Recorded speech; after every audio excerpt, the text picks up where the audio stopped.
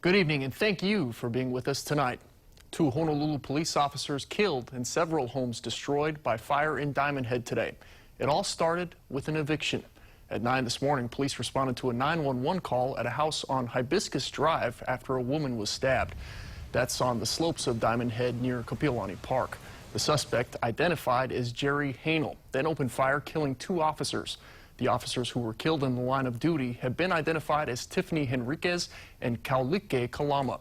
2 civilians were also injured before the suspect barricaded himself inside the home, set it on fire, causing neighboring homes to go up in flames.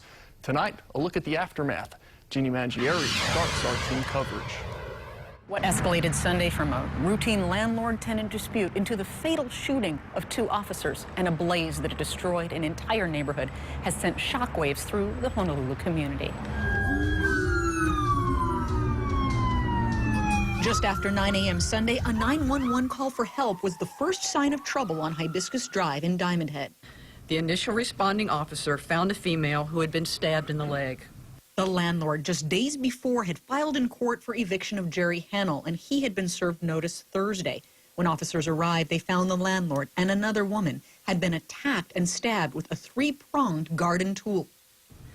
2 additional officers arrived, and the 3 were walking down the home's driveway when the suspect opened fire, shooting Officer Enriquez. Officer Tiffany Enriquez, a mother and 7-year HPD veteran.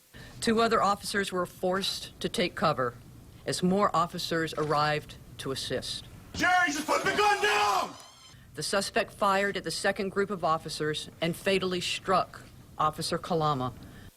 Officer Kaulike Kalama, a father with 9 years of HPD service. Both died from injuries. They were wearing protective vests, but were struck in areas not covered. On behalf of the men and women of the Honolulu Police Department, our deepest condolences go out to the families of Officers Tiffany Enriquez and Kaulike Kalama.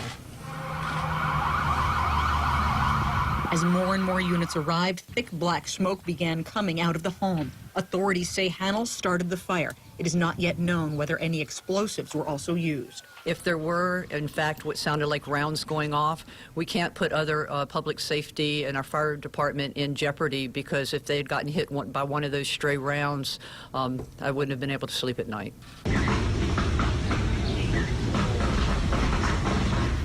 As rounds continued to sound, whether by gunfire or ammunition in the home popping off in the flames, firefighters were held back. Kudos to HPD to make sure that the firefighters will be safe when we fight the fire. So we weren't allowed in until we felt that we were safe. But in the time that elapsed, the fire consumed 7 more homes nearby completely and damaged many more. We don't have exact times. We got called later, and the incident actually escalated once we got there. Authorities believe Jerry Hanel never got out. Once everything's cooled down and it's safe for the first responders to go in, then we'll go in, and they're trained to do this. They're trained to go through this type of situation and look for remains that may be there. As of 5 p.m. Sunday, 2 adult females last known to be on the same property as Hanel, a home split into various rental areas, were unaccounted for. At this time, they were in the home. That's still going to be part of the investigation. In the past 5 years, at least 7 restraining orders had been filed against Hanel by several different people, some of them his neighbors. He had been arrested recently for misuse of 911. He had a reported history of mental illness. He was a familiar face to officers, including Enriquez. They did have pride. They knew of the suspect and had responded to that residence on several occasions and were, aware of him, and he had never acted out with the officers. The chief says a weapon was not recovered and that Hanel does not hold any gun permits. The officers were the 49th and 50th killed in the line of duty in the history of the Honolulu Police Department. Do you know the deceased officers? I did. They were like my kids. They were with me for 5 years at receiving desk when I was a major down there. So when they first came in the department, up until the 5 years that I was down there and I made chief, so I knew each one of them very personally.